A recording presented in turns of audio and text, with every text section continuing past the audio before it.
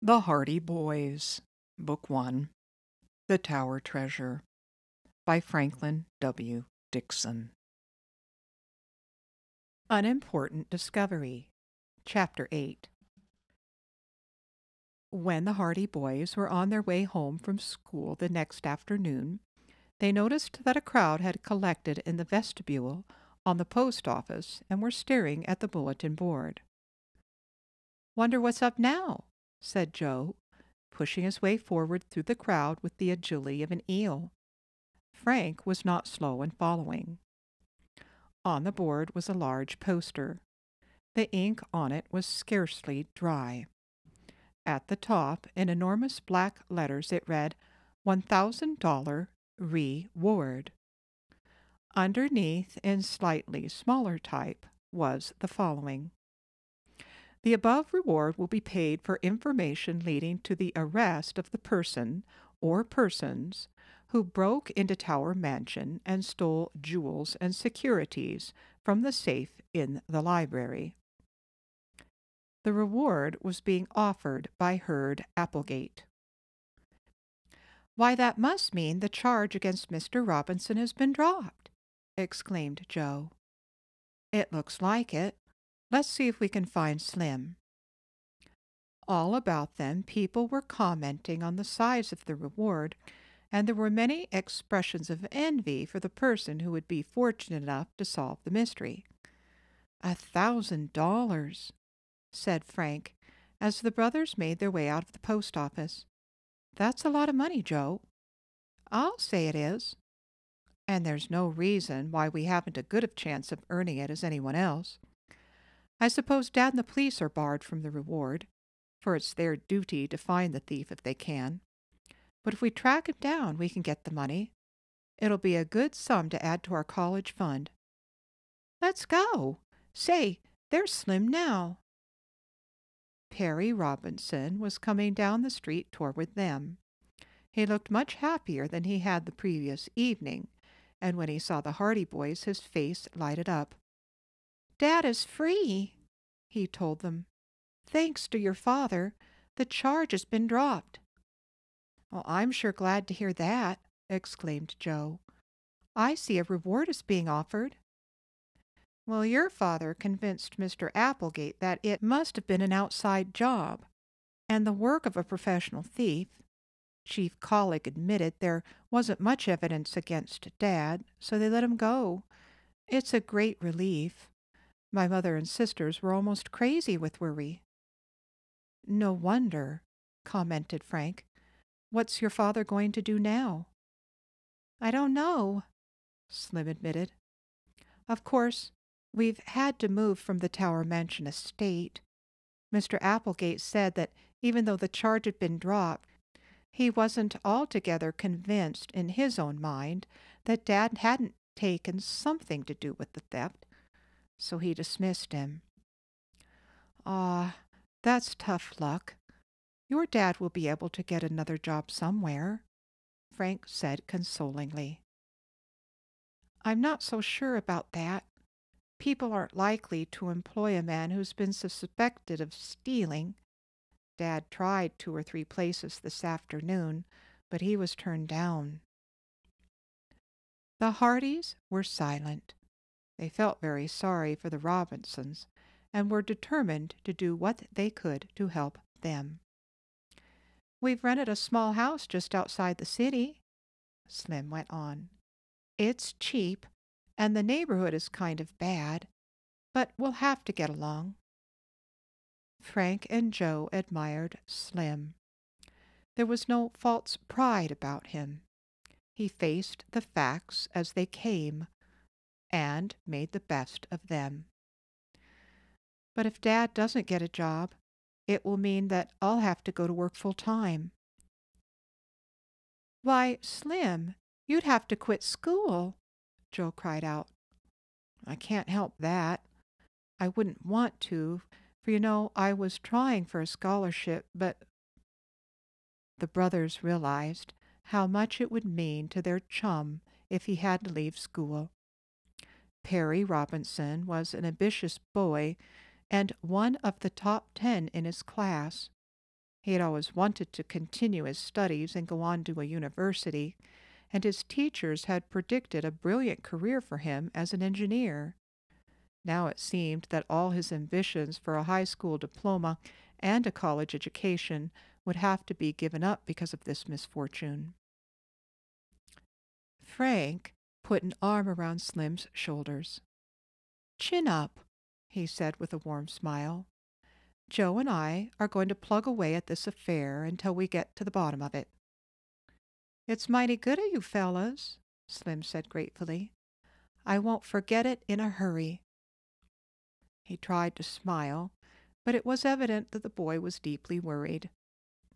When he walked away, it was not with the light, carefree step which the Hardys associated with him.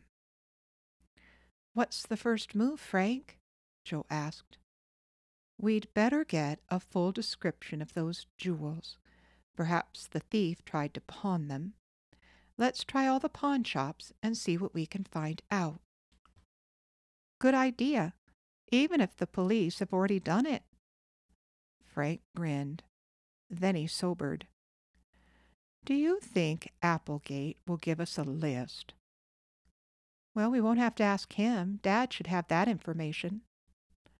"Let's find out right now." When the boys returned home, they found their father waiting for them. "I have news for you," he said. "Your theory about the wrecked auto being stolen has been confirmed. Colleague phoned just now and told me the true ownership had been traced by the engine number. Car belongs to a man over in Thornton." "Good. That's one more strike against the thief," Joe declared. But a moment later the boys met with disappointment when they asked their father for a list of the stolen jewels. "I'm willing to give you all the information I have," said Fenton Hardy, "but I'm afraid it won't be of much use. Furthermore, I'll bet I can tell just what you're going to do." "What?" "Make the rounds of the pawn shops to see if any of the jewels have been turned in." The Hardy boys looked at each other in amazement. "I might have guessed," said Frank. Their father smiled. "Not an hour after I was called in on the case, I had a full description of all those jewels in every pawn shop in the city. More than that, the description had been sent to jewelry firms and pawn shops in other cities near here, and also the New York police. Here's a duplicate list if you want it, but you'll just be wasting time calling at the shops. All the dealers are already on the lookout for the jewels." Mechanically, Frank took the list. "And I thought it was such a bright idea." "It is a bright idea, but it has been used before. Most jewel robberies are solved in just this manner, by tracing the thief when he tries to get rid of the gems." "Well," said Joe gloomily, "I guess that plan is all shot to pieces. Come on, Frank. We'll think of something else." "Out for the reward?" asked Mr. Hardy, chuckling. "Yes, and we'll get it, too." "I hope you do. But you can't ask me to help you any more than I've done. It's my case, too, remember? So from now on, you boys and I are rivals." "It's a go." "More power to you." Mr. Hardy smiled and returned to his desk. He had a sheaf of reports from shops and agencies in various parts of the state through which he had been trying to trace the stolen jewels and securities. But in every case the report was the same. There had been no lead to the gems or the bonds taken from Tower Mansion. When the boys left their father's study, they went outside and sat on the back porch steps. "Well, what should we do now?" asked Joe. "I don't know. Dad sure took the wind out of our sails that time, didn't he?" "I'll say he did. but it was just as well. He saved us a lot of trouble.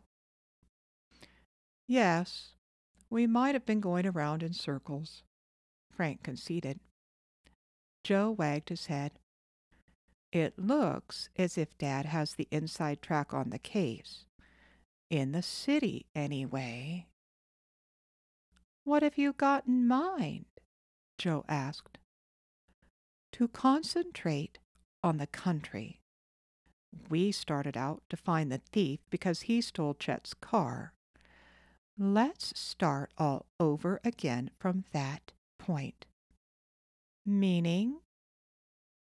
Meaning, Mr. Red Wig may have come back to the woods expecting to use Chet's car again and... Frank, you're a genius. You figure the guy may have left a clue by accident? Exactly. Fired with enthusiasm once more, the brothers called to Mrs. Hardy where they were going, then set off on their motorcycles.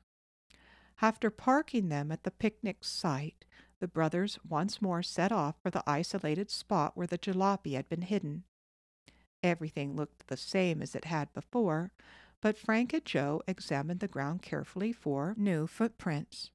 They found none, but Joe pointed out 6-inch circular marks at regular intervals. They're just the size of a man's stride, he remarked, and I didn't notice them before. I didn't either, said Frank. Do you suppose that thief tied pads onto his shoes to keep him from making footprints? Let's see where they lead. The boys followed the circular marks through the thicket. They had not gone far when their eyes lighted up with excitement. Another clue! Joe yelled. And this time a swell one!